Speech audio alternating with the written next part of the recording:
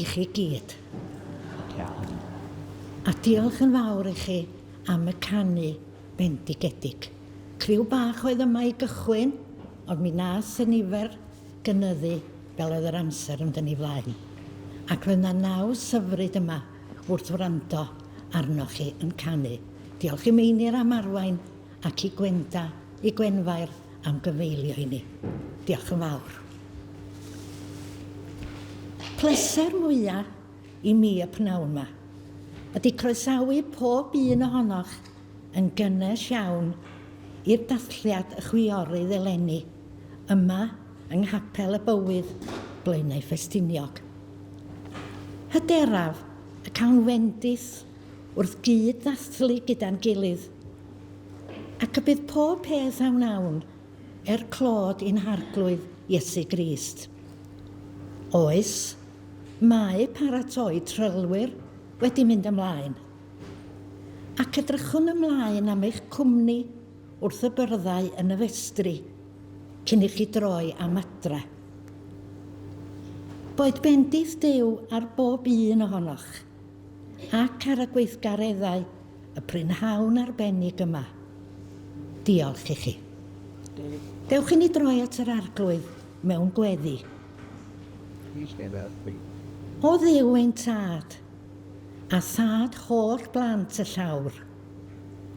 Trown atat y prynhawn yma, i ofyn dy fendith ar ddathliad y chwiorydd yma yng Nghapel y Bywyd. Gofynnwn dy fendith ar y rhai sydd yn cymeryd rhan y prynhawn yma. A deisyfwn y bydd pob peth clod i ti ein prynwr ardderchog. Cynnal bawb sydd yn bresennol, a chofiwn hefyd yn weddigar am y rhai sydd yn methu bod yma. Bydd gyda pawb o'r blant, ble bynnag y maent. Gofynnwn hyn yn enw ein harglwydd Iesu Grist. Amen.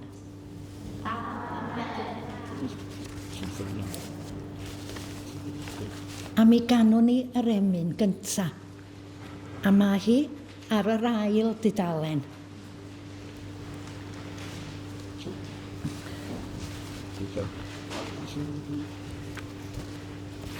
A'r rhif yn caneuon ffydd ydy 243.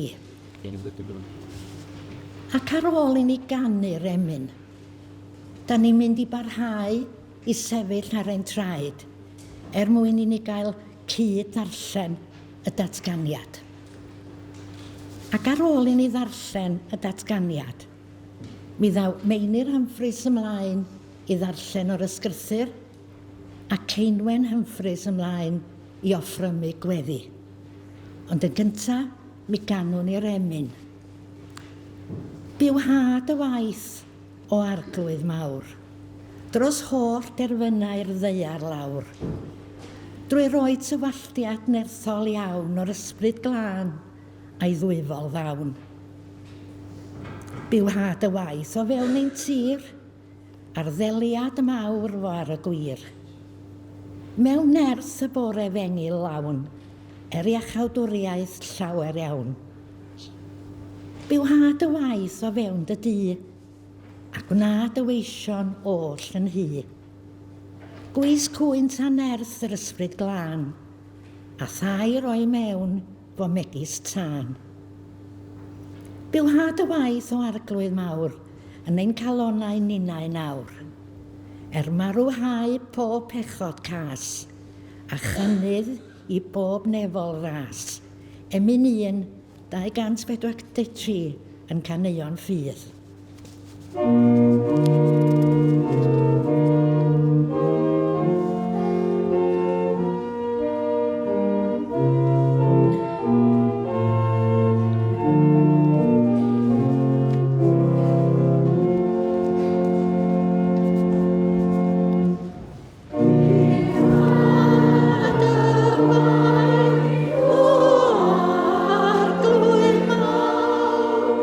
Dros hwnnw derfau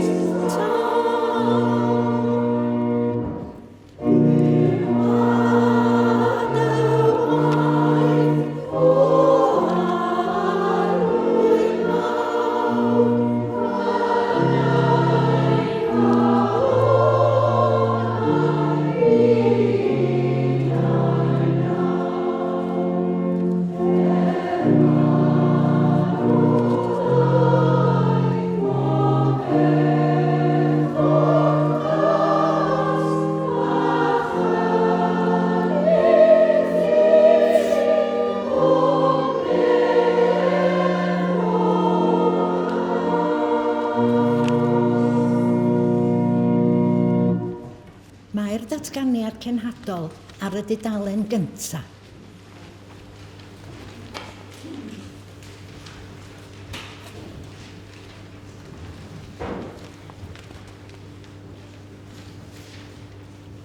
Llawen hawn yn rhagluniaeth dduw ein tad nefol, yr hwn a'n creodd ac a'n galwodd drwy ei ras. Dowch i berthynas fyw yn am tad nefol, trwy fywyd, marwolaeth ac atgyfodiad Iesu Grist. Creswn Iesu Grist ein harglwydd a'n gwaredwr, ac addolwn a gwasanaethwn ef yn llawenydd. Credwn fod ydy'n tad yn galw arnom i fyw efengil ei gariad heddiw, a chyflwynwn ein bywyd mewn gwasanaeth byd drwy arweiniad yr ysbryd glân. O Eglwys Crist a mentwr ymlaen mewn ffydd yn ei gwmni ef. Mae'r darlleniad yn dod o ail lythyr Paul at y Corinthiaid, y 4edd bennod, trysor mewn llestri pridd a byw drwy ffydd. Am hynny, gan fod y weinidogaeth hon gennym trwy drigaredd Duw, nid ydym yn digaloni. Yr ydym wedi ymwrthod a ffyrdd dirgel a chywilyddus. Nid ydym yn arfer cyfrwystra, nac yn llyrginio gair Duw. Yn hytrach, trwy ddwyn gwirionedd i'r amlwg, yr ydym yn cymeradwyo'n hunain i gydwybod pob dyn ger bron Duw. Os yw'n hefengil ni dan orchydd, yn achos yr rhai sydd ar llwybr colledigaeth y mae hi felly, yr anghredinwyr y dallodd Duw'r oes bresennol ei meddyliau, rhag iddynt weld goleuni efengil gogoniant Crist, delw Duw. Nid ein pregethu ein hunain yr ydym, ond Iesu Grist yn arglwydd, a ninnau yn weision i chwi mwyn Iesu. Oherwydd y Duw a ddywedodd, llewyrched goleuni o'r tywyllwch, a lewyrchodd yn ein calonau, i roi i ni oleuni'r wybodaeth am ogoniant Duw yn wyneb Iesu Grist.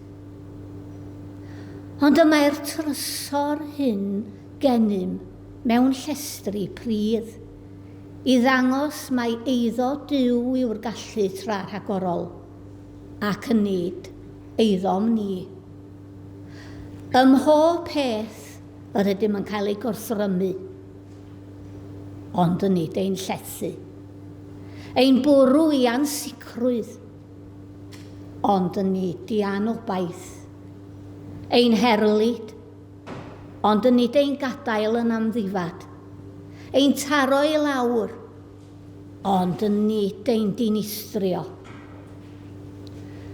Yr ydym bob amser yn dwyn gyda ni yn ein corff farwolaeth yr arglwydd Iesu, mwyn i fywyd Iesu hefyd gael ei ddwyn i'r amlwg yn ein corff ni.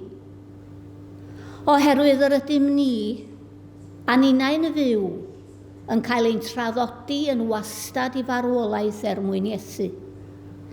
I fywyd Iesu hefyd gael ei ddwyn i'r amlwg yn ein cnawd marwol ni.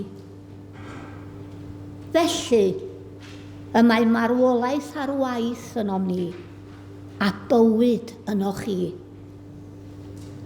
Gan fod gennym yr un ysbryd crediniol yn yr ysgrifennir amdano yng ngeiriau'r ysgrythur, credais ac am hynny y llefarais. Yr ydym ninnau hefyd yn credu, ac am hynny yn llefaru, gan wybod y bydd i'r hwnna gyfododd yr arglwydd Iesu ein cyfodi ninnau hefyd gyda Iesu, a'n gosod ger ei fron gyda chwi. Oherwydd eich mwyn chwi yma i'r cyfan, fel y boi ras diw fynd ar gynnydd ymhlith mwy a mwy o bobl, ac amlhau'r diolch yn fwy gogoniant diw. Am hynny, nid ydym yn digaloni. Ein bod o ran y dyn allanol yn dadfeilio, o ran y dyn mewnol, fe'n hadnewyddu'r ddydd ar ôl dydd. Oherwydd y bai chysgaf yn o'r ffrymder sydd arno yn awr, darparu y mae y tu hwnt bob mesur bwysau tragwyddol o goniant i ni. Dim ond i ni gadw golwg, nid ar y pethau a welir, ond ar y pethau na welir. Dros amser y mae pethau a welir, ond y mae pethau na welir yn dragywydd.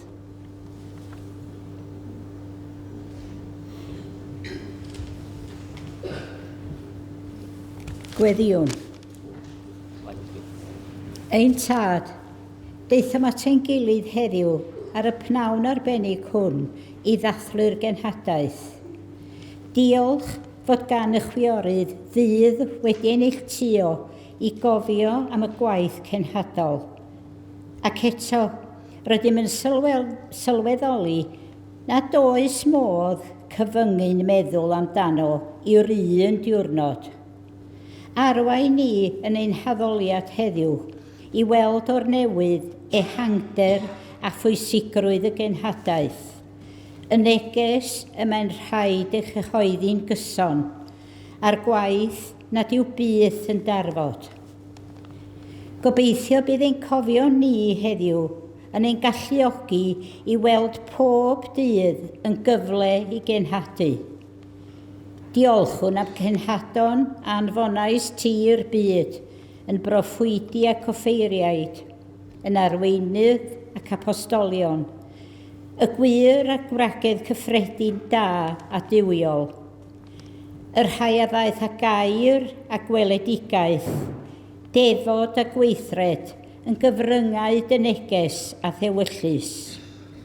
Eto, diolchwn i ti am yr ai hynny a wrandawodd ar y neges ac a'i cynhwysodd i'w bywyd, ac a ddaeth yn ei tro yn gyfryngau newydd i'r genhadaeth.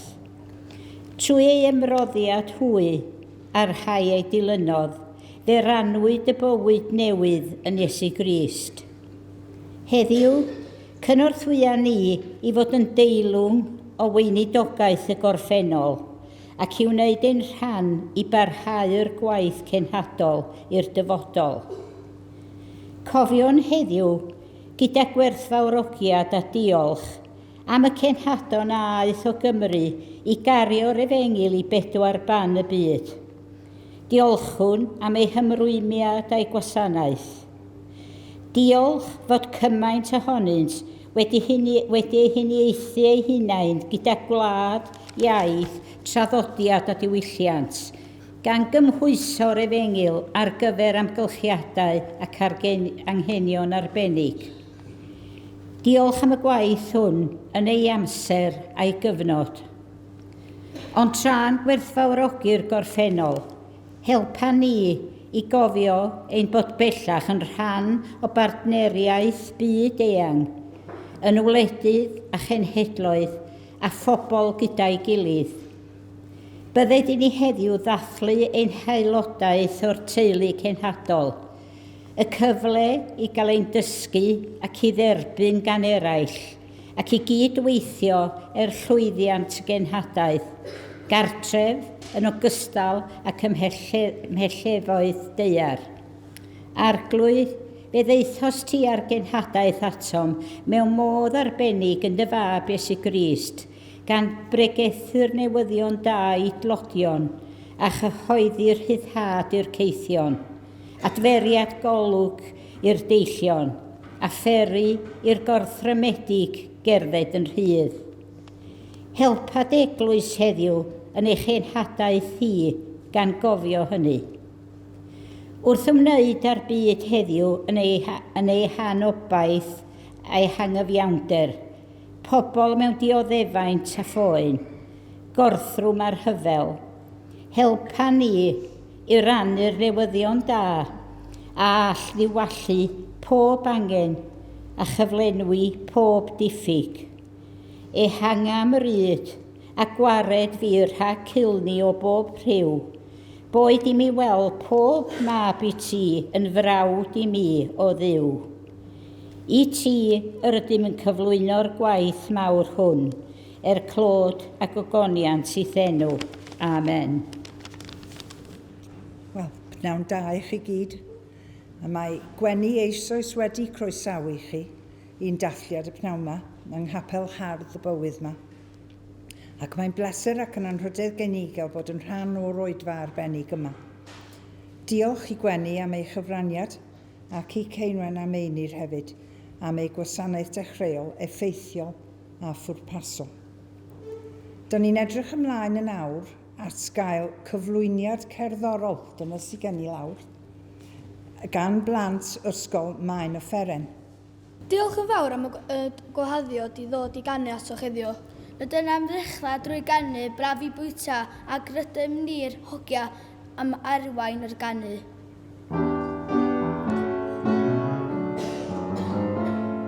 Braf i'w bwyta, brych da caws neu jam, tost a marmite, crips a salad ham, burgers clodion, scones a mafon, diolch Dduw am bwyd.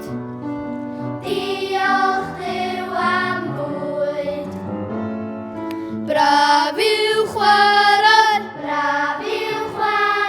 piano neu pêl-droed, peintio darllen, neu cael dringo coed, dyfrio blodau, codi tyrau, diolch Dduw am hwyl.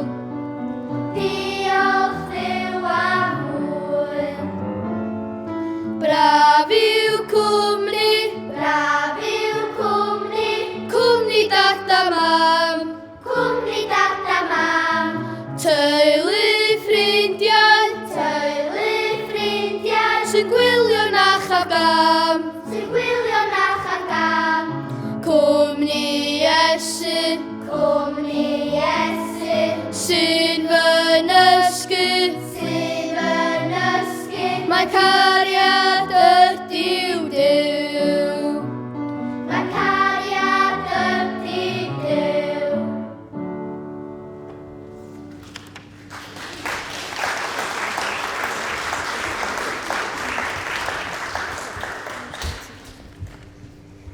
Enw'r gân nesaf yw'r lluniau'r tymhora, sef Deuawd gan Leia Owen.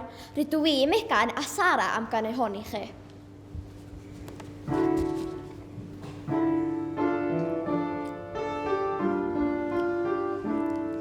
Mae'r nant yn chwarae cuddio dan y brwyn, gan sbecian weithiau drwyddo ar flodrau llwyn.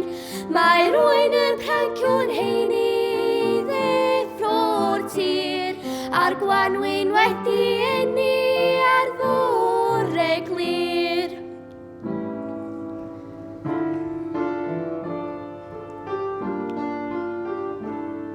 Mae'r afon wedi blino dan ganau trwm, gan loetan yn oddiog ar lawr y cwm. Mae buwch yr haf yn gorwedd ar sdim o glawn, i gnoi a gnoi ddiddiwedd yr haen y bnawn.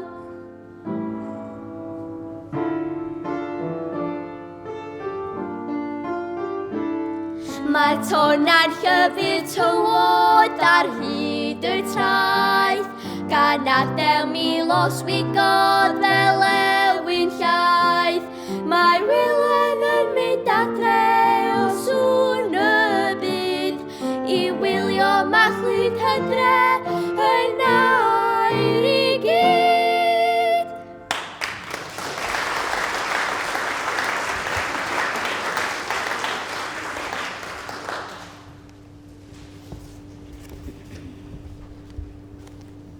Rydym yn cael chydig bach o hwyl rhan, gan canu mynd i'r ffair gan Bethan Bryn. Dyma gan y wythom ni i ddysgu ar gyfer cystadlu yn y Steddfod yr Urdd eleni. Mae criw bach ohono wedi llwyddo i fynd drwodd i'r genedlaethol diwedd mis Mai ac rydym yn edrych ymlaen yn arw i gael mynd i'r ffair yn maes.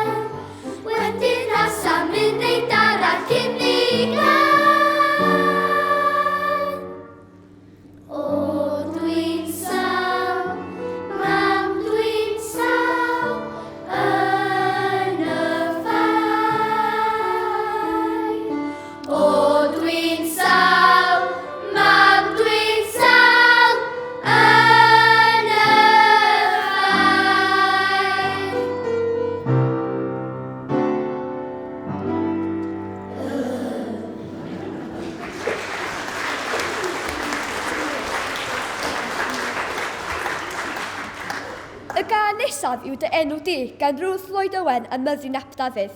Rydw i, Sara a Megan yn ganu honni chi.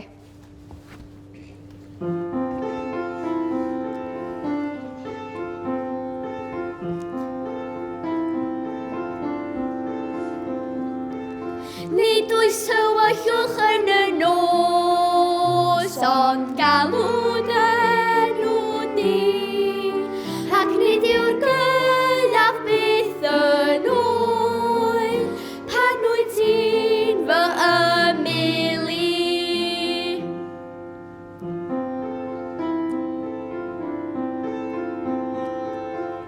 Nid oes yched yn yr hael, ond galw'n enw di, ac nid yw'r mellt yn codi ofn, pan wyt ti'n fy ymylu. Nid oes blino yn y byd, ond galw'n enw di, ac nid yw freuddwyd byth yn gas, pan wyt ti'n fy ymylu. Ac nid oes wahaniaeth pa mor wan, rwy'n galw dy enw di. Nid wyt ti byth ymhell i fwrdd, o fod wrth fy ymylu.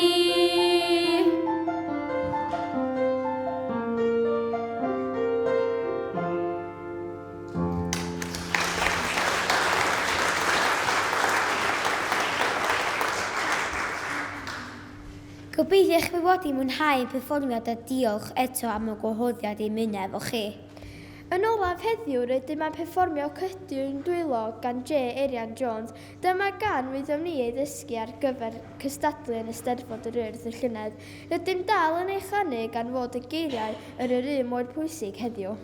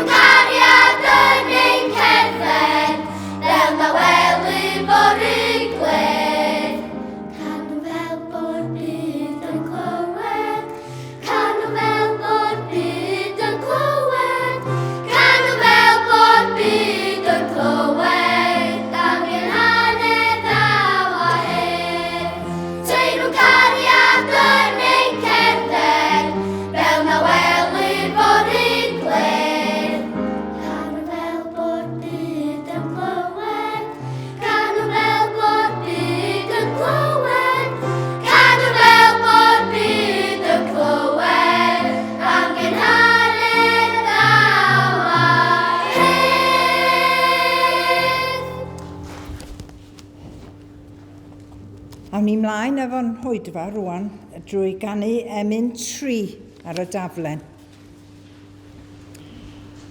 Ac yn ystod yr emyn yma, mi nawn ni'r casgliad.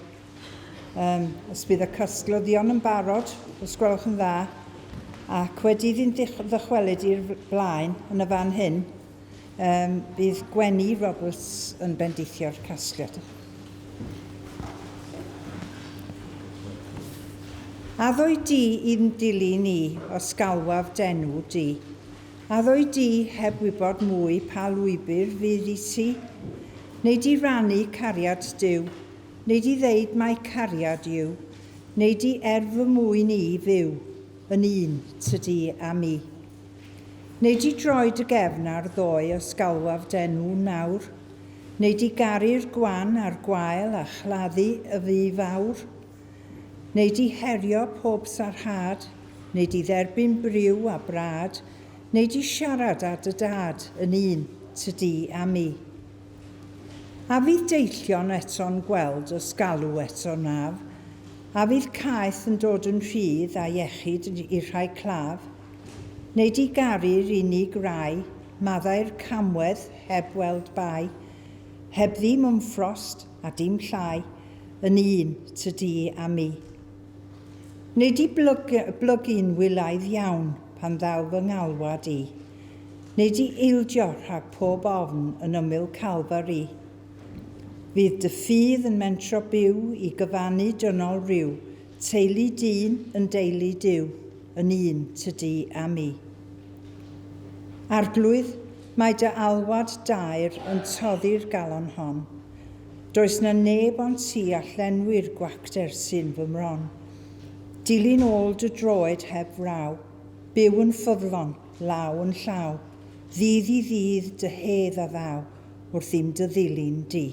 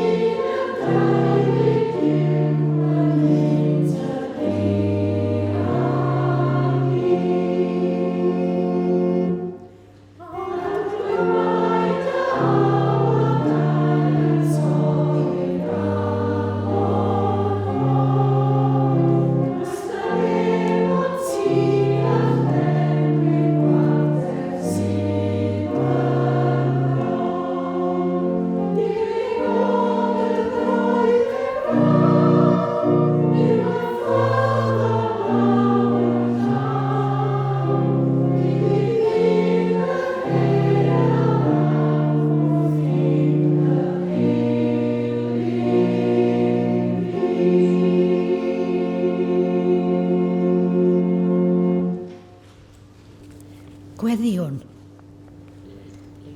Diolchwn i ti o dad Graslon am dy holl roddion i ni. Boed i'r rhoddion hyn a offrymwn yn awr, fod yn fendith i'r rhai sy'n ei derbyn. Fe wyddom fod deunydd ardderchog yn cael ei wneud o'r rhoddion ariannol yma, trwy y blychau cenhadol a'r rhoddion heddiw. Rydyn yn ymwybodol o'r dioddau ferchyll sydd yn y byd, ac fe gyflwynwn y rhoddion yma i geisio lleddfu ychydig ar ddioddefaint y blant drwy'r byd. Cyflwynwn hwy ti, mwyn dy gariad mawr. Amen. Cyn i ni fynd rhywun pellach, gai ddaid bod yna ymddiheiriad gan y parch Nan Wyn Powell Davies bod hi ddim yn gallu bod yma, ond mae hi'n cofio amdano ni a dyn ni'n cofio amdano hi hefyd. Rydych chi gyd wedi derbyn eich anrheg, y llyfr ar y set gynnwch chi, y thema newydd heddiw, a rwan gawn ni air gan Carys Davies, sy'n gweithio'n ddiwyd iawn ar hyd y flwyddyn i gynhyrchu'r llyfr ymysg sawl agwedd arall o'i gwaith, fel cydlynydd rhaglen Dorcas. Croeso, Carys. Wel, diolch yn fawr am eich geiriau o groeso, a gai ddal ar y cyfle i ddiolch o galon am yr holl trefnu a fi ar ein cyfer yma heddiw, ac am eich heilioni tuag ata ni. Diolch yn fawr iawn. Wel, mae'n braf bod efo'n gilydd unwaith eto, yn dydy. Rhai ohonom heb weld yn gilydd ella ers y dathliad llynedd. Tybed sut flwyddyn y bu hi arnom ers i ni gyfarfod yn yr wyddgrig llynedd. Y flwyddyn fel petai wedi gwibio heibio tybed? Neu efallai wedi bod yn gyfnod hir o wynebu sialensa ella, sialensa annisgwl, heriadau anghyfarwydd a heriol ella, profiadau anodd. Os y bynnag y bu hi arno ni, diolch ein bod wedi dod trwy'r flwyddyn hyd at heddiw. A dyma yw negas ein thema newydd ni i waith y chwiorydd am y flwyddyn nesaf yma. Mae Iesu yw'r bywyd a'r atgyfodiad. A mae byw yn agos at Iesu Grist yn golygu ein bod yn symud ymlaen yn bywydau o ddydd i ddydd, gydag o. Fel y daeth o ei hun trwyddi, at yr atgyfodiad wedi'r profiadau erchyll. Mi welwn ni fod thema am eleni yn bwerus ac yn ddylanwadol iawn. A da ni'n edrych ymlaen i brofi hyn o dan arweiniad Joseph y pnawn yma hefyd. A sut bynnag mewn bywydau ni ar hyn o bryd, gallwn fod yn sicr fod yr arglwydd yn ein harwain, hyd yn oed os yw'n teimlo fod yn cael yn harwain ar hyd glyn cysgod angau. Mae Iesu yn gaddo fod gyda ni trwy'r bywyd hwn, fel ei bod yn byw bywyd bob dydd yn ei holl gyflawnder. Os dim ond rhaid i ni ystyried yn agos cymeriadau'r Beibl fel Mair a Martha a Lazarus yn agos, i weld sut oedd yr arglwydd yn ei harwain, yn ei symud ymlaen yn ei gwmni, fel o dan ei adain glyd. Ac rwy'n gwybod bod yna rei ohonoch chi wedi profi salwch yn ystod y flwyddyn, ac yn tystio mae'r arglwydd sydd wedi eich cynnal trwy'r cyfan a wedi dod â chi drwyddi. Felly, dyma lansio y llyfr, thema sy'n cyd-fynd efo'r thema ei hun, Iesu'r arglwydd a'r bywyd. Mae ychydig bach fwy swmpus leni, felly da ni'n ddiolchgar iawn i bawb sydd wedi cyfrannu i'r rhifyn yma am ha bynnag ffordd ynde. A da ni hefyd yn gwerthfawrogi wrth gwrs eich cymorth chitha i gyd wrth osbarthu yr rhifyn yma yn eang eto eleni. A'r tro yma, fel da chi'n gweld, da ni wedi ychwanegu y llyfryn bach yma, llyfryn gobaith, sydd wedi ei gyhoeddi gan newyddion da i bawb. A tydi gobaith yn nodwedd sy'n deillio naturiol o fywyd gyda Iesu Grist fel ein gwaredwr personol. Da ni'n ffeindio'n hunan yn gobeithio yn erbyn gobaith yn aml iawn yn dydyn. Felly, dyma gyflwyno'r rhifyn cyntaf o'r thema i chi, Madam Cadeirydd, gan ddiolch am eich cefnogaeth parod drwy'r amser, a hefyd wrth gwrs i Marion, dwi'n gweld Marion yn eistedd fanna, am eich gwaith trefnus yn llwyddo, yn lliwio ac yn llwyddo hefo adran y chwiorydd. Diolch, Marion, a diolch yn fawr iawn i chi gyd. Ma'ch copïau chi ar gael ar y seti, ac mae yna fwy i gael wrth gwrs o'r stondin y chwiorydd, a mae yna hefyd adnoddau eraill i chi fedru dosbarthu ar yn stondin ni. Pan fyddwch chi'n cael te, mi gewch chi ddod i gael adnoddau hefyd sydd yn rhad ag am ddim. Diolch yn fawr iawn i chi.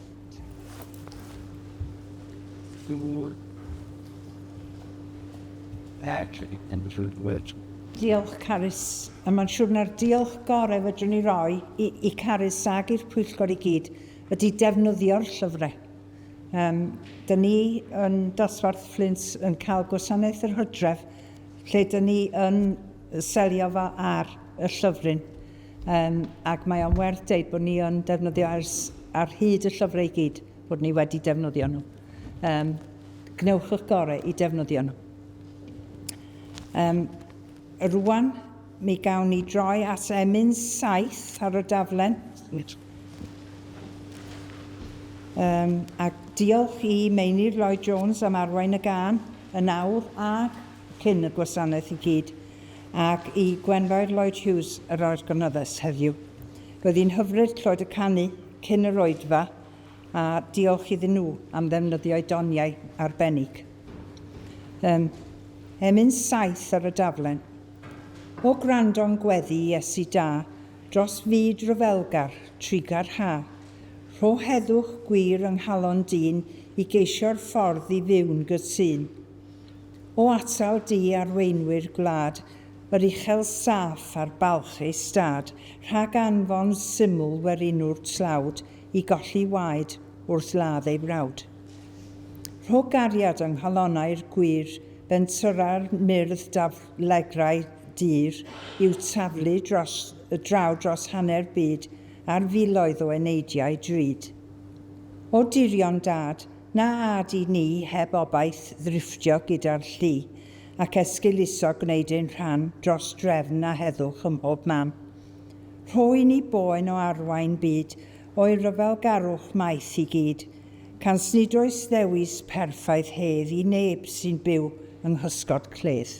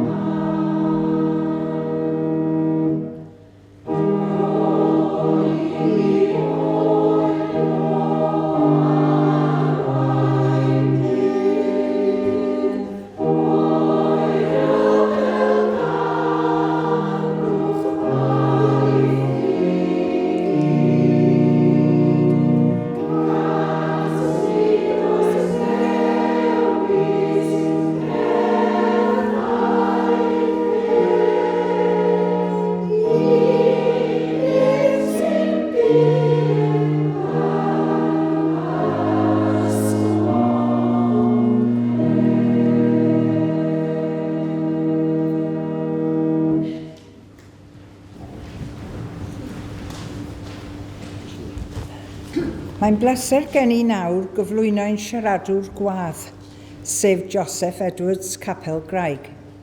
Mae rhai ohonoch yn ei adnabod yn dda, mae'n siŵr, ac mae eraill ohonom yn mynd i gael chydig o amser yn ei gwmni am y tro cyntaf heddiw. Dyma'r wybodaeth y ddaeth i law amdano. Ni Miss John hapus efo hwn, gawn ni weld. Ac wedi ni gyflwyno'r wybodaeth yma i chi, mae croeso cynnes i Joseph ddod ymlaen i'n hanner. Yn fab i Dr Owain a Sian Edwards, wardeniaid Coleg y Bala. Yn frawd mawr i Sara ac Ella a Llu o Blant Maeth. Yn dilyn addysg yn Ysgol Berwyn y Bala, aeth i astudio hanes ym Mhrifysgol Manceinion, ac wedyn i WTEC. Alright. I wneud diwinyddiaeth. Fe briododd gyda Lydia yn 2018 a byw yng Nghaerdydd cyn symud i Blaenau Ffestiniog. Fe weithiodd yn Ysgol Moelwyn am ychydig cyn cychwyn ar y gwaith gyda Capel Craig. Mae'r ddau yn gwneud gwaith arbennig yn yr ardal. Mae ganddyn 2 o ferched bach, Mali yn 4 oed a Leila yn 2 flwydd oed. Mae'n hoff iawn o chwarae rygbi ac yn mwynhau chwaraeon. Croeso, Joseph.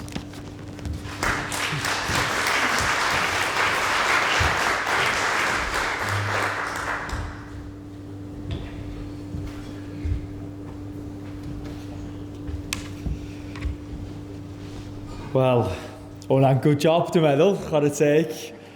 Dwi'n meddwl sa'n gwneud dim mwy o cyflwyniad, so diolch yn fawr iawn, Ceinwen, a diolch yn fawr iawn i chi gyd. Just am y fraint, am y gwahoddiad yma i cael rhannu hefo chi prawn yma. Dwi yn mynd i roi stopwatch ymlaen, achos mae rhaid i chi'n nabod fi, mae'n bwysig iawn bod fi'n sbio ar yr amser, bod fi'n medru mynd ymlaen. Dwi'n teimlo fel dwi'n dod chdi bach o arbenigwr yn rhannu hefo y chwiorydd, oherwydd dim ond chydig drost mis yn ôl, mi o'n i draw yn mis o ram, ac yn rhannu yn Cenhadol. Jyst cael rhannu chydig efo yr chwiorydd draw yn mis o ram, yn i'w Cenhadledd blynyddol nhw, lawr yn Tensol yn mis o ram. Mi oedd 10,000 o fenywod yna, a mi oedd yr papell bambŵ yma yn anhygoel, llawn menywod. Anhygoel i weld nhw'n addoli a cael profi a bod yn rhan o'i dathliad nhw. Gefais rhannu chydig bach efo nhw, chydig bach o'n stori teuluol, cysylltiad ni fan yna, a mi oedd hi'n fraint go iawn bod yn ei plith nhw. Ond mae'n rhaid fi ddweud, un peth o'n i ddim cweit mor keen ar y diwrnod oedd y ffaith bod rhaid ni tynnu lluniau ar ôl. Dychmygwch 10,000 fenywod eisiau cymryd llun o chdi a dy dad, iawn. O'n i yn am 2 awr o leia just yn gwenu, a mi oedd, rhaid fi ddweud, cyhyra yn fy ngheg, yn fy ngwyneb erbyn y diwedd, wedi blino'n llwyr. So mae gennau cyd-ymdeimlad unrhyw celebrities sydd yn laru ar lluniau. Dwi'n meddwl ges i'n un profiad o bod yn celebrity yn ei plith nhw. A mae rhaid fi ddweud, dyn nhw hefyd ddim cweit yn credu mewn ciwio. So mi oedden nhw'n brwydro i cael o flaen i'w gilydd. A mi oedd o'n wych, mi oedd o'n fraint go iawn.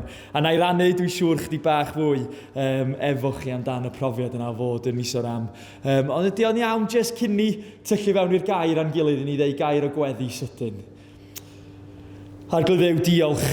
Diolch bod y air di yn fyw ac yn rymus. Diolch am y darlleniad gafon ni gan Meinir ar gair yna. Pnawn ma ti isio cyfarthrebu iddyn ni, bod ni ddim i ddigaloni. Diolch Duw dy fod ti'n teirnasu. Diolch Duw dy fod ti yn ein plith ni rwan. A da ni'n gofyn fwy na dim, Arglwydd. Y fydde ti'n siarad iddyn ni. Y fydde ti'n codi'n calona ni. A fydde ni'n hoelio'n sylw arny ti, Iesu. A fydd y geiriau sydd gen i rannu, ddim ohona fy hun, ond yn offrwm o fawl iddo chdi. Yn enw Iesu. Amen. Amen. No one said it would be easy. No one said it would be this hard. Dyma geiriau Chris Martin o'r band Coldplay. Falle ydych chi wedi clywed amdan Coldplay nhw ydy Siwr braidd yr band mwyaf yn y byd ar hyn o bryd. No one said it would be easy, no one said it would be this hard. A mae rai fi ddeud, stori ni yma yn blaena hyd yn hyn allai resonatio hefo'r geiriau yna. O arglwydd, do'n i ddim wedi disgwyl i pethau fod yn hawdd, ond eto, do'n i ddim wedi disgwyl iddi fod mor anodd a hyn. Mae'n hawdd digaloni yn dydy. A dyna ydy y neges i pnawn yma. Dwi'n gobeithio fyddwn ni'n mynd adre yn clywed geiriau Paul i'r Corinthiaid. Dyn ni ddim i ddigaloni. Ond os da ni'n sbio falle ar cyflwr a meddeuwch i fi, fyna ambell i darlun o byd chwaraeon hefo ni, mae'n hawdd digaloni falle pan mae'n dod i tîm rygbi Cymru ar hyn o bryd. Dwi'n gweld rhain o'ch chi'n nodio ac yn deall, ia, yn wir. Dwi heb ni gweld yr announcement y Lions eto, ond dwi'n meddwl fod llawer o'r Cymru yn mynd ar taith y llewod tro yma. Neu falle mae'n hawdd digaloni pan da ni'n sbio ar cyflwr ein cymdeithas ni a'n ieuenctid ni wedi'w gludo i'w ffona o hyd. Heb sôn wedyn am gyflwr gwleidyddol ein glad a'n byd ni. Na'im deud llawer mwy ar hynna rwan. Os unrhyw beth mwy poenus na cael eich gobeithio ni fyny, ond wedyn yn profi yr gobeithio yna yn cael ei chwalu. Problem ydy, unwaith ydych chi wedi gobeithio rhywbeth a di profi'r poen yna, yr siom yna o gobeithio, ond wedyn yn gweld yr gobaith yna yn mynd i ddim byd. Mae'n anodd cael eich gobeithio'n fyny eto'n dydy. Mae'n haws peidio gobeithio. Mae'n hawdd colli calon. A felly, dwi'n bod os ydych chi gallu unieithio hyn, ond weithiau dwi'n ffeindio e'n haws i beidio codi'n calon. Weithiau mae'n haws i ni beidio disgwyl yn fwy. Na i amddiffyn yn halon, achos dwi wedi cael yng nghalon di torri o blaen. Felly na i ddim gobeithio eto. Rwan pnawn yma, dwi'n meddwl, da ni'n dod at drothwy. Da ni wedi clywed yn barod yn dod negeseuon, ostreion, da. Da ni wedi cael y plant yma criw cic, dwi'n nabod nhw gyd, chos maen nhw'n dod i'n clwb plant ar Brawn dy Mawrth yn y clwb rygbi. A mi oedd o'n hawdd yn dod clywed i'w canu hyfryd nhw a cael ein calonna di cynnesu gan hynna. Ond dwi'n bod amdano chi, ond dwi'n teimlo da ni'n dod at drothwy.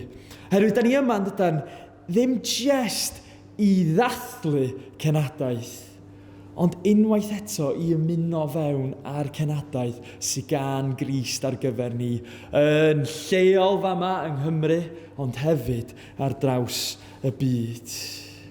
Yr cwestiwn ydy, yr trothwy da ni'n dod i ydy, ydyn ni'n mynd i godi ein gobeithio'n unwaith eto? Ydyn ni yn barod, dwi'n siŵr bod ni wedi profi Sion, dwi'n siŵr bod rhai o'n breuddwydion falle byth wedi dod yn wir, dwi'n siŵr bod calonna wedi torri pan mae'n dod i'r genadaeth yma. Ydyn ni'n barod i ddisgwyl unwaith eto o'r arglwydd? Ia, doedd neb wedi deud fyddai'n hawdd, ond eto doedd neb wedi deud fod i am fod mor anodd. Ond ffrindiau, y chwiorydd, gaich annog chi prawn yma. Da ni yn dod i dathlu, ond hefyd mae Duw eisiau ein anfon ni a'n defnyddio ni wrth i ni fynd adra hefyd. A dwi'n gobeithio fyddwn ni'n clywed o geiriau Paul i'r Corinthiaid. Nath Meinir wneud job hyfryd o darllen hynna iddo fi. Dych chi allu deud bod Meinir wedi bod yn athrawes o blaen ydych. Oedd o'n wych, da iawn Meinir. Mae Paul eisiau ni fynd adra efo 3 peth prawn yma. Iddyn ni fynd yn ôl llawn gwirionedd, yn llawn gwendid, ond hefyd yn llawn gobaith. Mae'n helpu bod nhw'n cyflythenus a gobeithio nawn ni gofio heina yn gilydd. Llawn gwirionedd, llawn gwendid, llawn gobaith. Yn gyntaf, mae Duw eisiau ni fynd yn llawn gwirionedd. Adnod 1 fama, dyma mae Paul yn ei ddeud. Felly, gan fod Duw wedi bod mor garedig a rhoi'r gwaith yma yn ein gofal ni, dyn ni ddim yn digaloni. Rwan, Chi'n sôn fan'na cyn amdan WTC lle o'n i'n astudio Coleg Beiblaidd yn fan'na. A da chi'n clywed o hyd pan da chi'n dod ati i ddysgu pregethu bod rhaid gofyn pan da chi'n gweld felly, neu yn y Saesneg yn anffodus o'n i lawr yn Llundain yn dysgu. When you see a therefore, you have to ask what the therefore is there for. Dyna ydi 101 pregethu. So be mae Paul wedi bod yn deud? Lle mae'r felly yma'n dod o? Wel, da ni'n gweld mae Paul newydd yn y penod cynt wedi bod yn rhannu amdan caredigrwydd yr arglwydd atom ni. Yn adnod 18 o penod 3, dyma mae o'n i ddeud. Dyma di gogoniant y drefn newydd sydd ganddyn ni yng Nghrist. Does dim angen gorchydd ar ein hwyneba ni. Dyn ni gyd fel drych yn adlewyrchu ysblander yr arglwydd ac yn cael ei newid yn debycach iddo. Dyn ni'n troi yn fwy a mwy disglair o hyd a'r ysbryd glân ydy'r arglwydd sy'n gwneud hyn i gyd. Chi'n clywed caredigrwydd yr arglwydd ato ni yn fanna.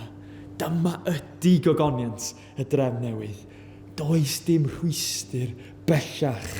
Does dim gwahanu rhwng ni a Duw. Mae Iesu, y brenin da, wedi tynnu'n agos ato ni a di gwneud ffordd lle nad oedd ffordd. Mae wedi codi y gorchydd. A cawn bellach edrych arno fo a gweld fo yn edrych yn ôl arno ni fel y priodfab hyfryd yna. Dyma di'n hoff rhan o priodasa. Dwi'n bod os da chi'n gweld y llun yn fanna, mae bach yn fanna. Yn ffrind i Delyth Dempsey'n priodi cwpl o flynyddoedd yn ôl yn y Bala i Sean Jones. Ond sylwch yn y llun yma wrth i Delyth ddod i lawr i gael priodi Sean. Mae pawb yn sbio arni hi am dylsyn nhw sbio arni hi. Mae'n edrych mor brydferth. Ond falle bod chi'n gweld, ond dyna di ngwyneb i yn fanna. Dwi ddim yn sbio ar Delyth. Pwy ydych chi'n meddwl dwi'n sbio arno? Wel, dwi'n sbio ar Sean, yn dydw. Dwi'n sbio i weld os di'r hogyn yma iawn, sydd ddim rili'n dangos llawer emosiwn. Sean Jones, un o'r hogia yma, os mae o'n 2 allan o 10 neu 8 allan o 10, yr ateb gewch chi ydy iawn. Iawn de.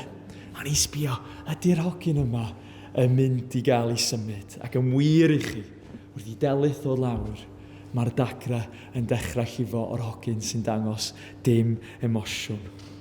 Dyma darlun o be mae Paul yn sôn amdano. Pan mae Iesu yn codi'r gorchydd yna, da ni'n cael edrych arno fo, a mae o'n edrych arno ni nôl mewn cariad.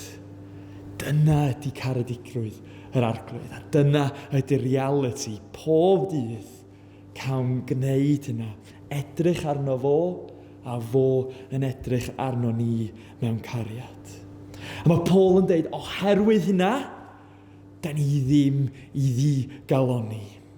Ond mae'n mynd yn ei flaen yn dydi. Mae Paul yn dweud, mor garedig mae'r arglwydd wedi bod.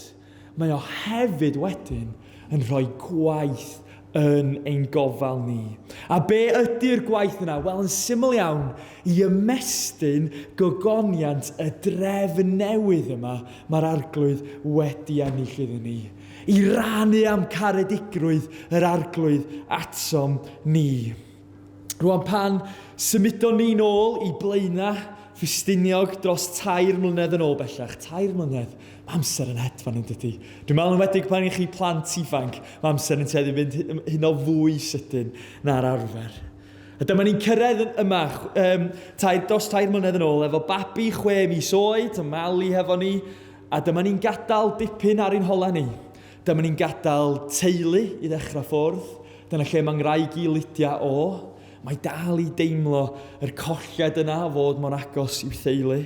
Dyma ni'n gadael ffrindiau, dyma ni'n gadael swydd da, eglwys gwych, dwi dal i hiraethu am nhw hyd heddiw, a dinas cyffroes hefyd. A lle, o dyma ni'n symud i dre o ddiwydiannol, ac yn teimlo fod yr arglwydd wedi rhoi gwaith yn ein gofal ni. Rwan o'r tu allan, dio ddim yn ei synwyr. Pan nes i ddechrau yn y clwb rygbi yma ym Mro Ffestiniog, mi oedd y hogia yn gofyn i fi yn y changing rooms, pam symud o Gaerdydd i Blaena Ffestiniog? Do'n yn ei synwyr, rili. Ac o'r tu allan, falle bod o ddim, ond mae'n ei synwyr pyr pan ydych chi'n gweld fod yr arglwydd wedi rhoi gwaith yn ein gofal ni ac yn ein gofal ni gyd. A pan dwi'n edrych yn ôl ar ein stori ni, dwi'n gweld yr gwaith yna ydy mynd ar ôl yr Jamies, a'r Einirs, a'r Stephs, a'r Caseys sydd wedi dod yn rhan o Capel Craig. Gai rhannu stori Jamie hefo chi yn sydyn. 2 mlynedd yn ôl nes i gyfarfod Jamie. Nes i gael ngwahodd i parti priodas, yr athro addysg gorfforol yn Ysgol y Moelwyn. Ac oedd o'n un o heina lle o'n i wir ddim isio mynd. Iawn? Ond ydych chi'n cael y profiad yna lle ydych chi'n gwybod, dwi'n isio mynd, ond mae yna rhywbeth yna fi'n deud, ti angen mynd. Mae'n bwysig iddo chdi fynd. Yr ysbryd yn arwain ni yn hynna. Ac yn y parti priodas yma, do'n i'n meddwl sy'n ni'n nabod llawer o neb, ond eto dyma Jamie yn dod ato fi, a dyma fe'n dechrau sgwrsio hefo fi. A be nes i'n sylwi yn noson honna, mor arferol o'n i'n meddwl oedd y sgwrs, o'n i'n di gweld bod alcohol ar y pryd yn difetha bywyd Jamie. Oedd wedi eisiau mor hir i fod yn rhydd, a trwy gweld rhywbeth yno fi, ac eto dwi'n meddwl rhywbeth arbennig iawn, jyst gobeithio trio bod mor debyg a phosib i mrawd i Iesu Grist o'n i, oedd wedi gweld rhywbeth mi oedd o eisiau. Bellach, mae Jamie 2 mlynedd yn sobor, a 15 mis yn ôl wedyn, dyma fo'n colli frawd a gymerodd bywyd i'w hun. Dyma hynna'n arwain wedyn i 15 mis o chwilio, o trio gwneud synwyr o'r cyfan. A da ni yn mynd i'r gym a'n gilydd yn reolaeth. A da ni'n cael y sgyrsiau yma yn yr gym, neu sgyrsiau yma tu allan i'w dio yn hwyr yn y car. Dyma fi'n cael cyfle i rhoi Beibl iddo fo. Dyma fi'n cael cyfle i weddio hefo fo. A bellach mae Jamie pob un bore cyn mynd i waith fel mecanic, gwneud siŵr ar ei ffôn o fod o'n darllen chydig o'r Beibl, a mae hyd yn anfon llun o be mae wedi bod yn darllen y bore hwnnw iddo fi. Dyma fo'n troi fyny i Capel Craig bore Sul ddim rhy hir yn ôl, a dyma fo'n anfon neges iddo fi wedyn. Am bore awesome. Yn Blaenau, ydych chi'n gofyn yn siŵr bod yr A yn dod allan, dydy? Sori, mae'n acen bala yn dod ar E allan. Am bore awesome. Fy mywyd cyfan, dwi wedi byw yn meddwl fod popeth yn conditional gyda fy nheulu. Dwi yn falch wan ac yn diolch mewn ffordd rhyfedd, oherwydd mae popeth yn unconditional rwan gyda Duw. Teimlad really special. Yr gwaith yma mae Duw wedi rhoi yn ein gofal ni ydy fynd ar ôl y rhai sydd yn brifo, i'r rhai sydd yn sychedu ac heb unrhyw le i fynd i a hynna. Ac felly ffrindiau, dyna pam, chwiorydd, dyna pam, dyn ni ddim yn digaloni. Achos mae yna Jamies a Stephs a Caseys ac Einirs yn llawn yn ein cymunedau ni. Mae yna gymaint ohonyn nhw. A maen nhw'n chwilio, a maen nhw'n brifo, a maen nhw'n edrych am lle saff i fynd i efo'r cwestiynau a'r poen yma. A be dyn ni'n gweld yn fama ydy, mae'r arglwydd wedi bod mor garedig atom ni. Da ni eisiau wedyn ymestyn y caredigrwydd yna yn does. A be sy'n anhygoel ydy? Diolch yn rhoi'r gwaith yma yn gofal rhai na di. Mae'n rhoi'r gwaith yma yn gofal ni gyd. Mae pob Cristion wedi'w galw. Mae pob Cristion a gwaith da wedi paratoi gan yr arglwydd o flaen llaw. Mae pob Cristion i fynd a gwneud disgyblion, i gyrraedd y rhai lleia, y rhai ola, y rhai ar goll, ac i galw ar y rhai ar yr ymylon i ddod i fewn. Ond wrth gwneud y gwaith yma, mae rhai cofio'n does. Dio ddim yn mynd i fod yn hawdd. Dyna o'n i'n deud. Oedd neb di deitha fi bod o'n mynd i fod yn hawdd. Ond oedd neb di ddeud bod o'n mynd i fod mor anodd i hynna. A mae hynna oherwydd mae yna mynd i fod gwrthwynebiad yn does. Chi'n clywed hynna yn y darn. Mae Paul yn deud, y diafol, Duw y byd hwn sydd wedi dallu y rhai sydd ddim yn credu. Does ganddo fe ddim isio iddyn nhw deall y newyddion da, na gweld ysblander y Meseia sy'n dangos i ni yn union sut un ydy Duw. Chi'n gweld yma, mae Duw y byd wedi dallu cymaint. Gall pethau deimlo mor galed, mor amhosib, ond eto di Paul ddim isio nhw di galoni na, a diolch isio ni pnawn yma. Oherwydd mae'n mynd ymlaen i ddeud, mae'r Duw y ddwedodd dwi eisiau i ola disgleirio allan o'r tywyllwch. Mae o wedi goleuo ni a'n galluogi ni i ddangos fod ysblander Duw ei hun yn disgleirio yn wyneb Iesu y Meseia. Dych chi'n gweld y fama, ddim rhyw true grit sydd yn cael Paul trwy'r cyfnod anodd yma. Ddim trio ffeindio'r grym yn ei hun mae o, ond yn lle mae Paul yn troi at grym y gair mae'n ei gyhoeddi i ddod ar calondid mae o ei angen. Be mae Paul yn deud yn fama ydy, dych chi'n gweld reit yn dechrau stori'r byd, yn stori'r Beibl, lle mi oedd anhrefn a tywyllwch, mae Duw yn siarad yn dydy. A mae Duw yn dod â trefn a goleuni allan o'r anhrefn a'r tywyllwch yna. A mae Paul yn deud, mae'r un gair yna sy'n dod â'r goleuni allan o'r tywyllwch wedi'n goleuo ni ac yn parhau i oleuo ein byd ni. Does dim byd yn mynd i stopio y gair yma rhag fynd allan, rhag goleuo calonna. A os ydych chi ddim yn credu fi, gai taflu chydig o ystadegau ato chi. Do'n i'm yn ffan mawr o matheg, dyna pam nes i studio'r hanes i gadw'n ffwrdd o'r ystadegau. Ond, dwi'n yn siŵr os ydych chi weld yn ddiweddar, mae Cymdeithas y Beibl wedi rhyddhau ymchwiliad diweddara diddorol iawn. Mi o'n i arfer gweithio hefo Cymdeithas y Beibl cyn symud yma i Flaenau Ffestiniog. Ac yn ddiweddar, maen nhw wedi gwneud survey o 13,000 o bobl, so mae'n survey sylweddol iawn. A dyma di'r casgliad maen nhw wedi dod i.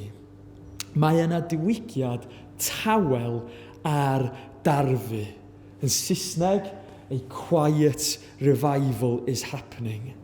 Mae hwn yn ddydd newydd. Mae'r narratif secular i weld yn methu pobl. Ac be da ni'n weld o hynna ydy cynnydd o bobl yn dechrau unwaith eto mynychu'r eglwys a ffeindio i'w atebion o fewn y Beibl. Oedd yn anhygoel darllen yr ystadegau yma iawn. Mae yna cynnydd o 50% o bobl yn mynychu'r eglwys wedi bod ers 2018 yng Nghymru a Lloegr. Rhwng yr ystadegau wedyn hefo Gen Z, dwi'n siŵr os ydych chi wedi dod o draws Gen Z, dwi ddim yn perthyn i Gen Z, dwi'n yr millennial generation, dwi'n meddwl. Ond o 1998 ymlaen, mae'r Gen Z generation, a dyma da ni'n gweld amdano nhw, yn 2018, dim ond 4% o ddynion oed 18 i 24 oedd yn mynd i'r eglwys bob mis. Bellach mae hwnna fyny i 21%. 35% o bobl 18 i 24 yn deud bellach y bod nhw'n credu yn Nuw, bod yna rym uwch yn bod. 40% o rhai gafodd ei syrfeio yn deud bod nhw'n gweddio o leia unwaith y mis. A wedyn, a hwn oedd yn ddiddorol iddo fi, 34% yn deud bydden nhw'n mynd i'r eglwys tasau ffrind yn ei gwahodd nhw. Rwan, da ni'n gweld hyn ar ein daith ni hefo Capel Craig. Da ni mond yn dechrau, ond be da ni'n gweld ydy mae rhai sydd i weld mor bell i ffwrdd o'r eglwys, bellach yn cael ei denu i fewn. Ffrindiau iddo fi lawr yn Llandysul yn arwain eglwys ffynon yn fanna. Noson o blaen, yna 32 o bobl ifanc yn addoli ar nos Lun yn i'w eglwys nhw wedi iddyn nhw gwblhau cwrs alffa. Mae'r rhieni'n arwain capel ar enw y maes yn Coleg y Bala ar nos Sul, ac yn reolaeth, yna ddeiti 25 o bobl ifanc, jes pobl ifanc rwan ni'n sôn am, yn dod i addoli ar nos Sul. Ffrindiau fi'n arwain capel goleidi draw yn Ynys Môn. A Alan, un o'r arweinwyr yma yn sôn am 19 mis mi oedden nhw'n trio ffeindio fenyw o digon mawr i'w cynnal nhw. 19 mis o drio a brwydro i trio cael lle ar yr maes gwyddoniaeth yn Ynys Môn. Bellach, maen nhw wedi tyfu allan o'r lle yna. Oedden ni lawr yng ngwyl Llanw cwpl wythnosau nôl.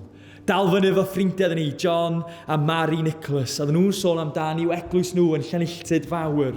Mi oedd gen nhw bedydd yn digwydd ar Sul y Pasg. Dim ond un bedydd o fod i ddigwydd, ond dyma yr gweinidog yn teimlo yn ei ysbryd bod angen gwahodd eraill pwy bynnag oedd eisiau dod a cael ei bedyddio bore nhw bod y gwahoddiad ydyn nhw'n wneud.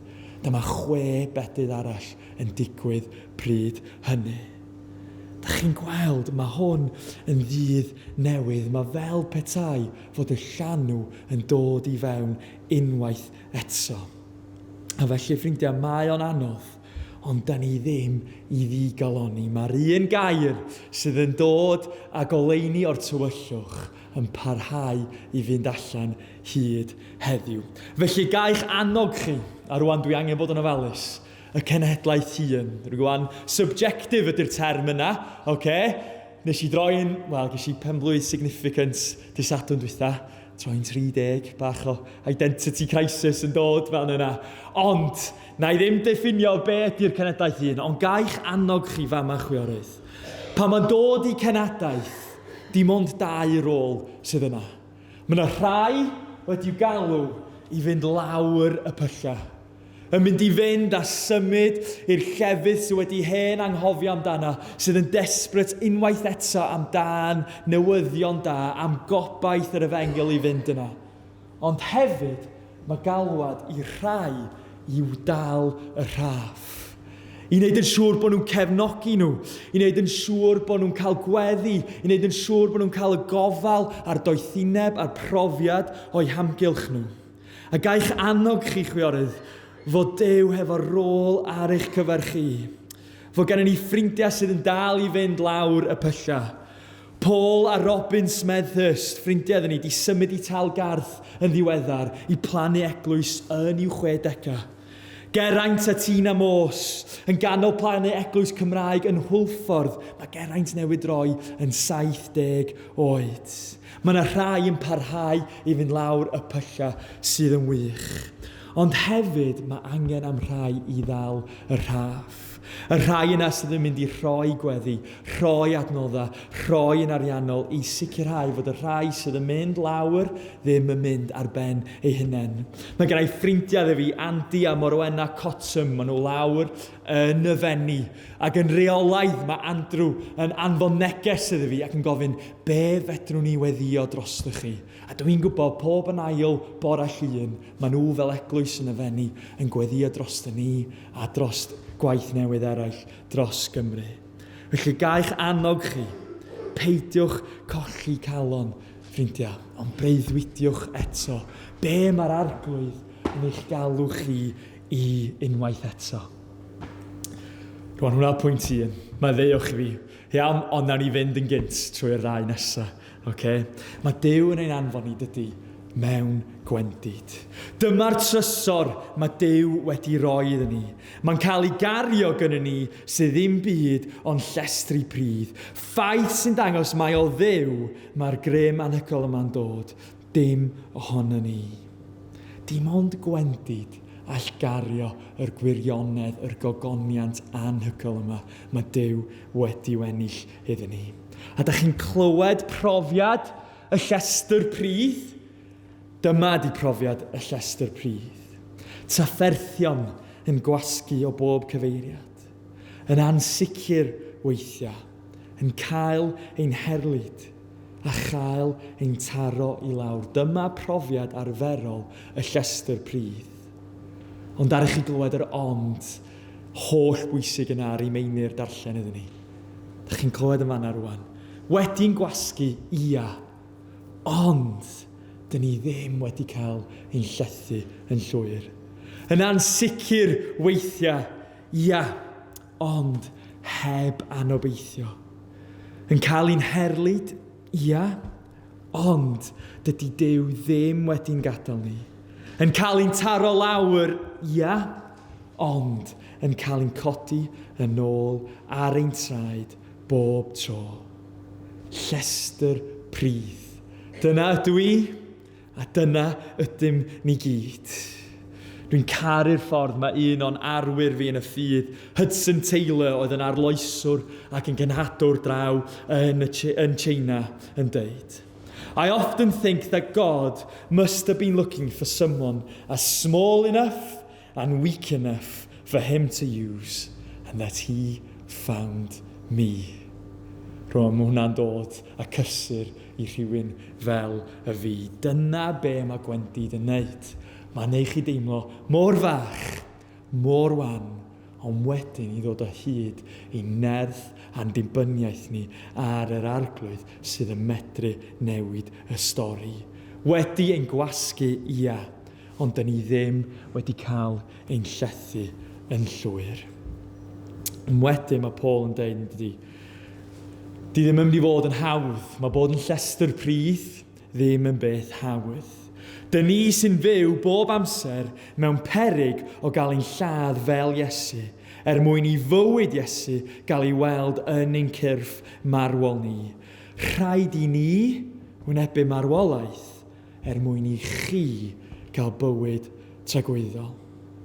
Chi'n clywed gwahoddiad Paul yn fama? Oes rhaid i ni wynebu marwolaeth? Go iawn, Paul? Os na ffordd haws na hyn? Wel, dyma da ni'n gweld, dyma di ffordd y groes, ynde? Ffordd ben i weired y groes, ble mae marwolaeth a'r waith yno ni, mae Paul yn deud, bydd bywyd a'r waith yno chi. A rwan, dyma lle mae mis o'r am yn dod fewn i'r stori iddo fi.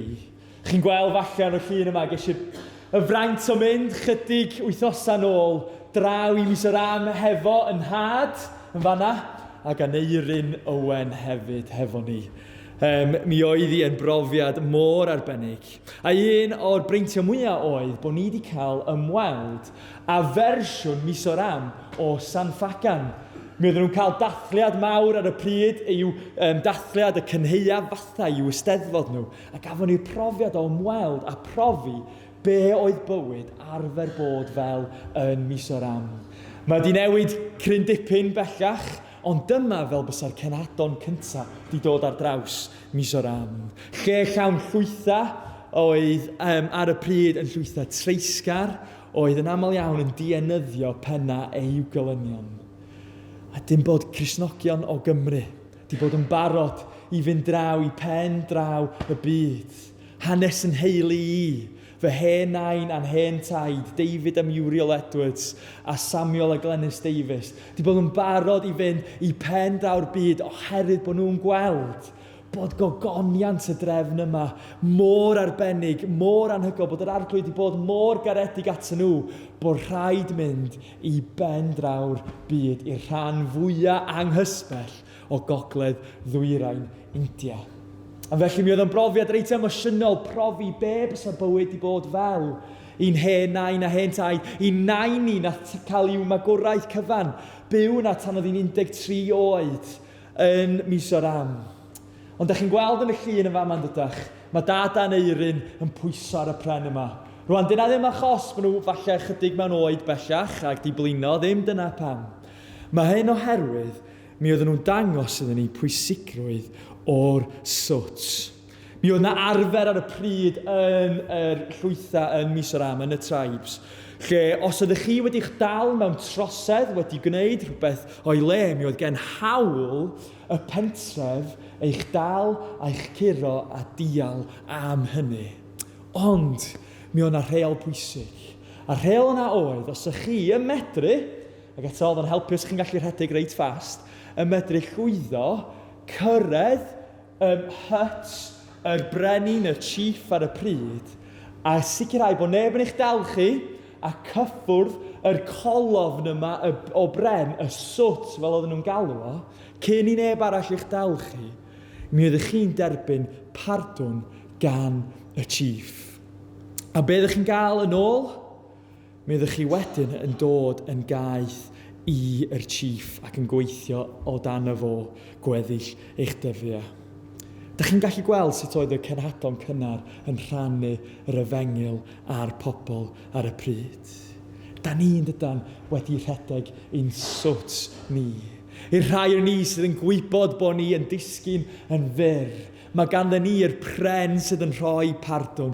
Da ni medru cyffwrdd y groes sydd yn rhoi y pardwn, y maddeuant, y dechrau newydd yna. Da ni gyd i'w angen. Ond wedyn, da ni'n dod yn dydan yn gaeth ddim i'n pechod ni, ond yn gaeth i Dduw, i'n brenin a meistr da. A dyna oeddech chi'n gweld y mis o'r am ar y pryd. Oedden nhw ddim wedi colli y darlun yma. Mi oedden nhw'n gweld bod i'w bywyda nhw bellach ddim pia nhw, ond fod yr arglwydd wedi prynu i'w bywyda nhw yn ôl. A dyna oedd Samuel Davies arfer deud i'n nhad i'r peth oedd yn aros yn i'w calonna nhw fwyaf amdan pobl mis o'r am oedd i'w llawenydd nhw.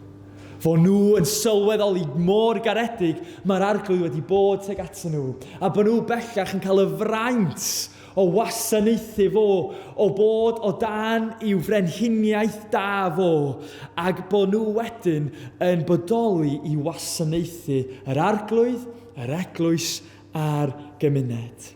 A doedd hynna ddim yn neud nhw'n bobl blin a rwystredig, ond yn lle yr opposite, ynde? Fod nhw fwy llawen byth bod nhw'n cael gwasanaethu yr arglwydd. A dyna di'n gwahoddiad ni, ynde? Wrth i ni roi ein bwydau i ffwrdd, i wasanaethu'r arglwydd, i wasanaethu'r eraill. Mae'r arglwydd yn deud, mae bywyd ar waith yn eraill, ond hefyd bydd llawenydd newydd yn dod iddo chi. Ac i gloi, ffrindiau, un stori arall, iawn. Llawn gwirionedd, llawn gwendid, ond hefyd mae'r arglwydd eisiau'n anfon ni llawn gobaith. Dyma llun o'r 5 o Ebrill blwyddyn yma. Gêm holl bwysig Bro Ffestiniog yn erbyn Bangor. Meddiwch fi eto os ydych chi'n licio chwaraeon. Bear with me. Iawn. Gêm bwysig iawn, iawn, iawn. Pwy bynnag oedd yn ennill? Oedd yn cael dyrchafiad. A dwi'n cofio'r pnawn dysadwn yna edrych allan ar yng ngwrthynebwyr, gweld i gwynebau coch, a clywed ein capten ni'n gofyn i'r dyfarnwr faint sydd ar ôl, sir. A mae'r dyfarnwr yn deud, y chwiban nesaf fydd y chwiban ola fe chi'n ei glywed. A mi oeddwn ni ar y pryd yn ennill ac yn gwybod unwaith i'r dyfarnwr deud yna bod ni wedi ennill go iawn. Dyma fel ydi o i fod yn Gristion. Da ni'n byw yn dydan yn y dyddiau ola hyn. Mae'r arglwydd Iesu wedi atgyfodi. Dyna dyn ni'n clywed yn thema flwyddyn yma, ynde, fod i'r atgyfodiad ar bywyd. Mae'r atgyfodiad cyntaf wedi digwydd, ond mae'r atgyfodiad arall o'r byd cyfan i'w ddod. Da ni'n byw yn y dyddiau ola hyn. A felly, ffrindiau, fel yn y gêm rygbi yma, pan ydych chi'n clywed y geiriau yna, y chwiban nesaf fydd y chwiban ola. Da chi'n gwybod os dim byd i'w golli. Achos da ni wedi ennill yn barod. A dyna di gwahoddiad yr efengil. Da ni'n gwybod, da ni ddim i ddigaloni oherwydd, da chi'n clywed Paul yn deud fam yma, dydy'n trafferthion presennol ni ddim byd o bwys. A fydden nhw ddim yn para'n hir, ond maen nhw'n arwain i fendithion tragwyddol yn y pendraw ysblander sydd tu hwnt i bob mesur. A Paul yn dweud, mor anodd falle fydd pethau ochr yma tragwyddoldeb. Yn y diwedd, ysgam fydd y baich yna i gymharu a pwysau y bendith, y gogoniant sydd i ddod. Ac felly, os hapus ydy diweddglo ein stori ni, pa wahaniaeth mae hwnna yn mynd i wneud i'r ffordd da ni'n byw ein bywydau ni heddiw.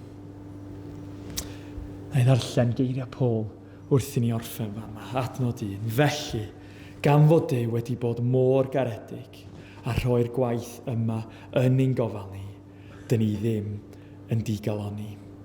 Gadewch ddau gair o weddi wrth i ni orffen. Arglwydd Dduw, diolch.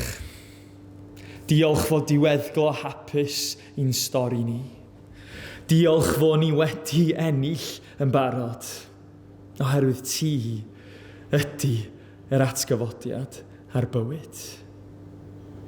Arglwydd, da ni'n gweddio wrth i ni ddathlu heddiw.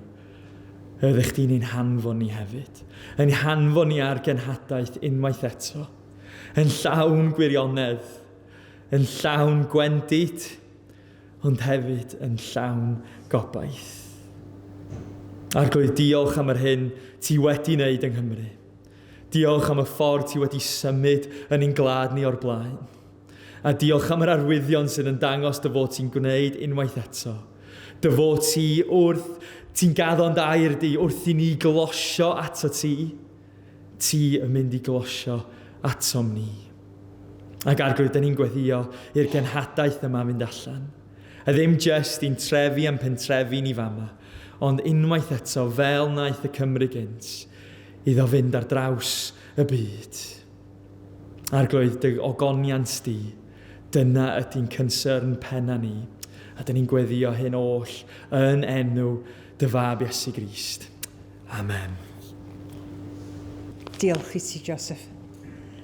Be ddim yn drwy meddwl i oedd, pan ydych chi'n cael ffurflen mewn catalog a ydych chi'n gallu ordro rhywbeth. Daso'n dda, dros y bob un dosbarth ag adran ag henaduriaeth yn gallu ordro Joseph.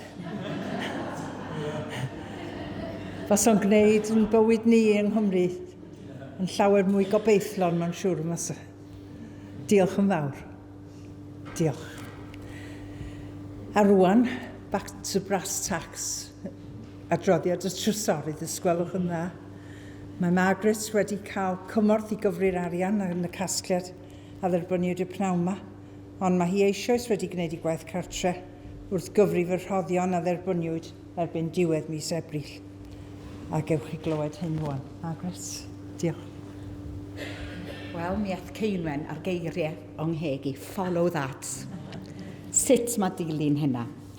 Diolch am y cyflwyniad brwdfrydig, am yn herio ni ac am yn hannog ni. Diolch y galon, Joseph. Wel, Margaret ydw i, y trysorydd sy'n trio mynd eich arian chi. Mae'n braf cael eich cyfarfod chi eto, mae'n braf. Dwi'n nabod rhai ohonoch chi erbyn hyn.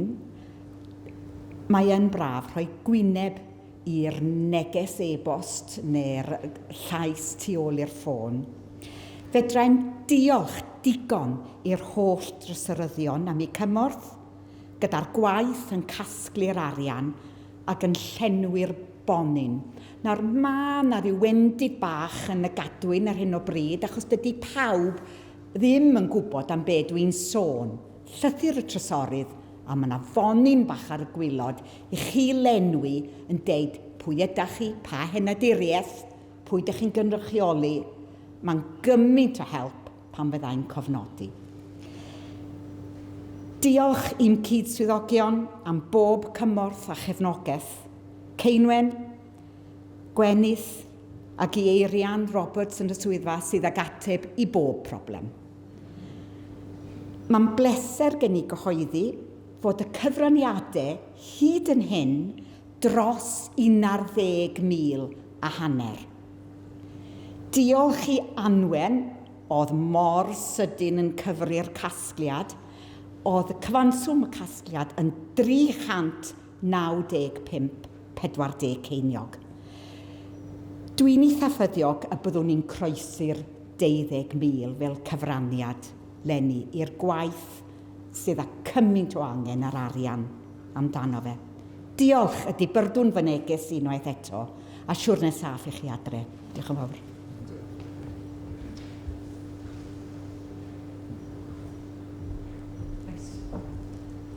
Diolch, Margaret, am hynny'n galondy bod casgliad wedi cyrraedd gymaint o hynny.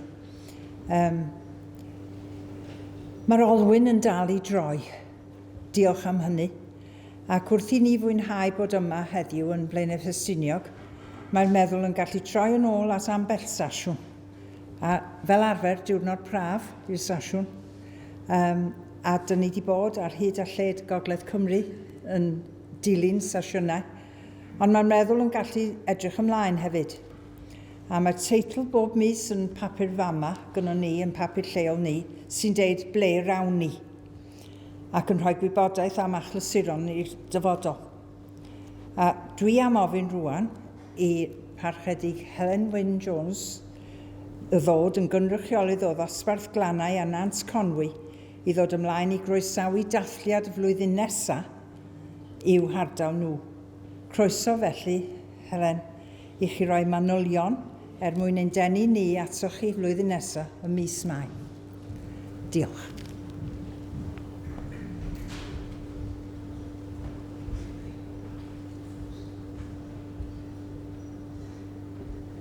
Wel, ga i ddiolch yn gyntaf i chi, bawb sydd wedi trefnu heddiw.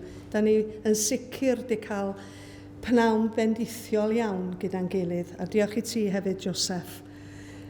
Wel, fel gweinidog gofalaeth Bro Fai Colwyn, mae'n bleser fawr gyda i estyn croeso a gwahoddiad i chi i'r glanna, sef un o'r capeli o fewn yr ofalaeth, sef Capel y Rhos, Llandrillo yn Rhos. Mae yna gwahoddiad cynnes iawn aton ni. A gobeithio gawn ni tywydd braf fel da chi wedi gael ymlaen â ffestiniog. Ac os ddewch chi yn fuan cyn y cyfarfod, sef y Dathliad Cenhadol, Merched y Gogledd, yng Nghapel y Rhos, dosbarth y glannau a Nant Conwy, ond heneduriaeth Conwy a'r Dyfrdwy ydy'r dosbarth y glanna a Nant Conwy. Felly heneduriaeth Conwy a Dyfrdwy. Ac os ddewch chi'n fuan, gowch chi fynd i lan y môr.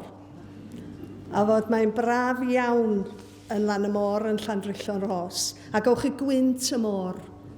A wedyn i fwynhau a falla cael hufen iâ cyn mynd adra. Ond estyn croeso trwy'n galon, fel da ni wedi cael yma heddiw, a dewch yn llu. Diolch yn fawr.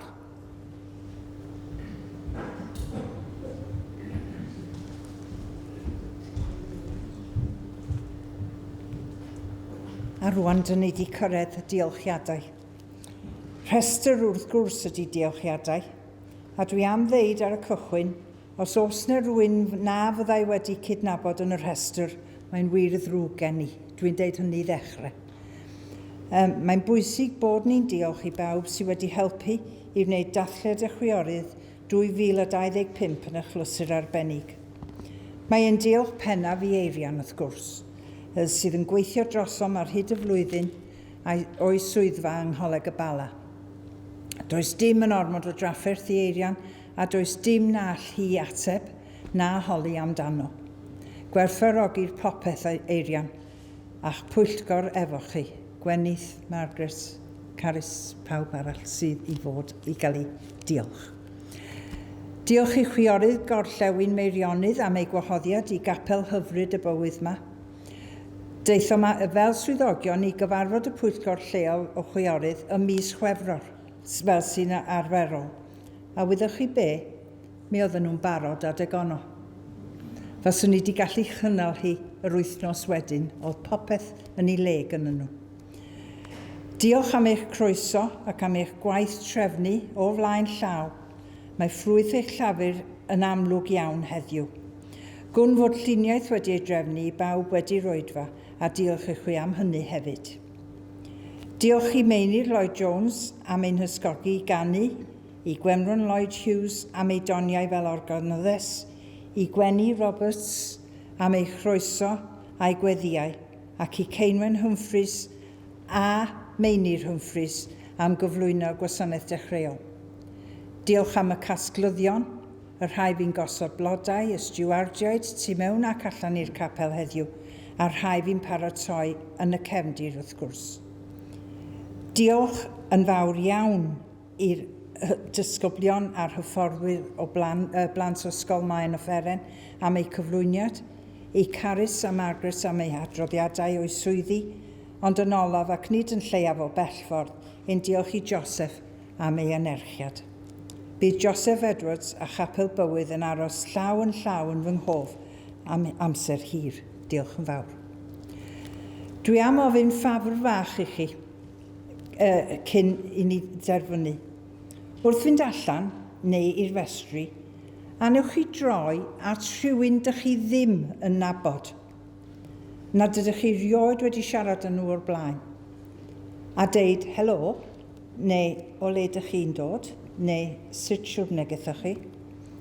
Am fy nghais personol i ydy hyn, mwyn i chwiorydd y Gogledd glosio at ei gilydd, a dod yn un uned. Dwi am orffen fel y wnes i llynedd yn yr Wyddgrug, gan ofyn i chwi ymuno a 2 linell olaf, un o benillion dod ar fy mhen. Rhoi mi galon well bob dydd, a thras yn fodd i fyw, a boed i eraill drwy fi adnabod cariad Duw. Diolch i chi fel cynulleidfa am eich presenoldeb. Trown at ein hemyn olaf, rhif 10 ar y daflen. Diolch i ti'r holl alluog Dduw. Dwi am i ni ganu'r 2 bennill gyntaf, yna adrodd y fendith efo'n gilydd, a gorffen efo pennill olaf remyn ysgolch yn dda. Diolch i ti'r holl alluog Dduw am yr efengil sanctaidd.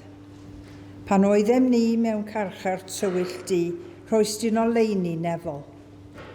O aed yr hyfryd fawr ar led, goleued deiar lydan. Hallelujah. Amen.